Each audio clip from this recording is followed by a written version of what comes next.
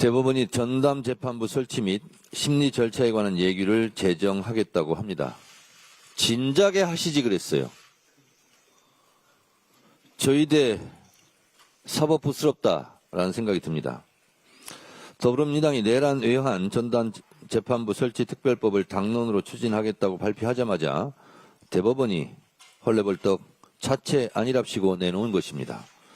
저희대 사법부와 지기현 재판부는 12.3 내란 외환 사건의 심리를 의도적으로 침대 축구하듯이 질질 끌었습니다. 그때 저희대 대법원장이 경고하거나 조치했어야죠. 이제 와서 뭐 하는 짓입니까?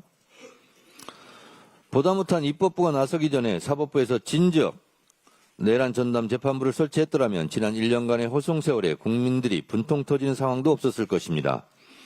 지금까지는 내란 청산에 아무런 의지를 보이지 않다가 회방만 하다가 뒤늦게 신용만 하는 저희대 사법부의 행태는 국민 기만, 국민 우롱에 지나지 않습니다. 이러니 저희대 사법부가 내란 청산 회방꾼이라는 겁니다. 저희대 사법부는 걸핏하며 사법부 독립을 외치면서 입법부인 국회에서 전담 재판부를 만들다 하니까 그것을 반대하는 것. 이건 입법권 침해 아닙니까? 또 이제 와서 법이 통과되려고 하니까 예규 소동을 벌입니까?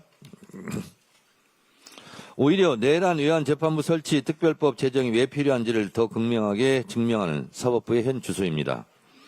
12.3 비상계엄 내란 때 반헌법적 계엄 반대, 사법부 독립을 외치지 못하다가 윤석열 파면 이후 내란이 극복되자 사법부 독립을 외쳤던 저희대 사법부입니다. 일제 지하 때는 독립운동 안 하다가 8.15 해방 이후 8월 16일부터 독립운동을 하는 8.16 독립운동가처럼 저희대 사법부는 뒷북치는 꼼수 조치를 하겠다는 것인데 누가 당신들의 진정성을 믿겠습니까? 어제 조지호 경찰청장에 대한 헌법재판소의 파면 결정이 있었습니다. 12.3 윤석열의 불법계엄 당시 국회를 봉쇄하고 국회의원의 출입을 통제하는 등 내란에 적극 가담한 혐의를 물은 것입니다. 윤석열 파면 이후 이제 겨우 단 한 명이 내란 사태에 대한 법적 처분을 받았습니다. 내란 청산은 아직 시작 단계에 불과합니다. 내란 청산과 사법개혁을 향한 발걸음은 한시도 멈출 수가 없습니다. 더불어민주당이 내란 외환 전담 재판부 설치 특별법과 사법개혁안은 당초 계획대로 추진하고 차질 없이 처리 통과시킬 것입니다. 대법원 예규는 예규일 뿐입니다. 언제든지 변경 가능합니다. 예규는 바람 불면 꺼지는 촛불과도 같습니다. 조희대 대법원장이 기분 내키면 예규를 마음대로 만들듯이 변심하면 언제든지 없앨 수 있는 불안정한 것입니다. 시행령도 안정성을 위해 법으로 만듭니다. 시행령보다 한참 낮은 단계인 예규로 민주당의 내란 전담 재판부 설치법을 막겠다는 꼼수에 속을 국민은 없습니다. 예규와 법이 비슷한 취지라면 아예 안정적으로 법으로 못 박는 것이 중요합니다. 저희대 사법부는 이제 국회에서 추진하려고 하는 내란 전담 재판부에 대해서 찬성했으니 더 이상 반대하는 일이 없길 바랍니다. 예규라도 진작하지 그랬습니까? 왜 이제 와서 예규 소동을 벌이는지 저희대 대법원장의 검은 속을 국민들께 다 이미 들켰습니다. 저희대 사법부는 이제 내란 전담 재판부를 반대할 수 없게 되었으니 그나마 다행입니다. 이를 통해 완전한 내란 청산을 위한 책임있는 재판이 가능토록 할 것입니다.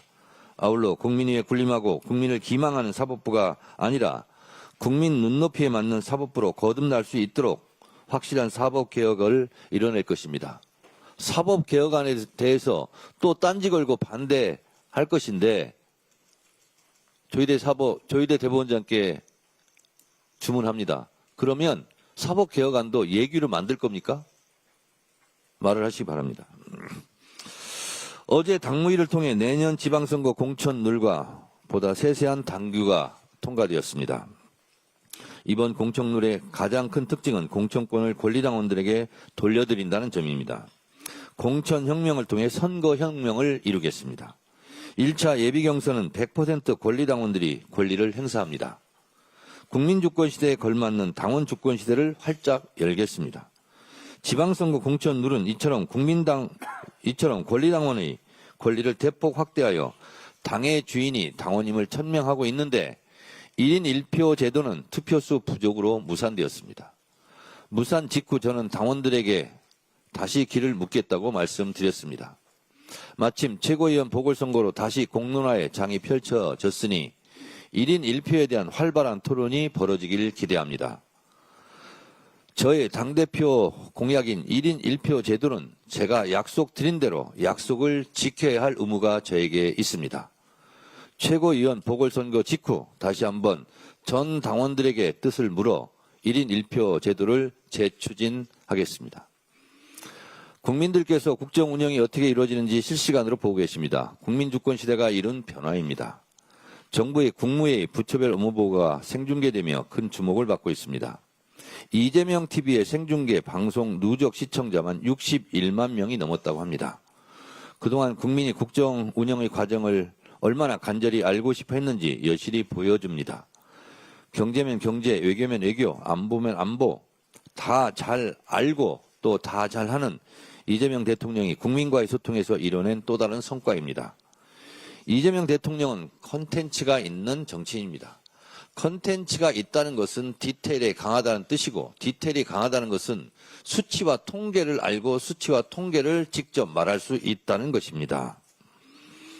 국정업무보고 국무회의 타운홀 미팅을 전 국민이 실시간으로 생중계를 볼 수 있다는 것은 국민 주권 시대의 상징입니다.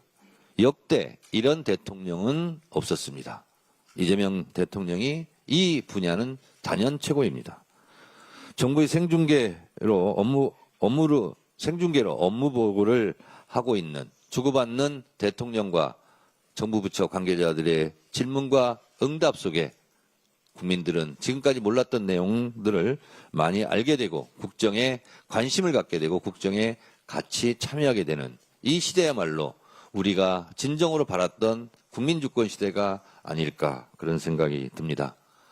이재명 대통령께 질문을 받는 공무원들도 답변을 듣는 대통령께서도 모두 화이팅 하시기 바랍니다. 국민들이 응원하고 있습니다. 감사합니다.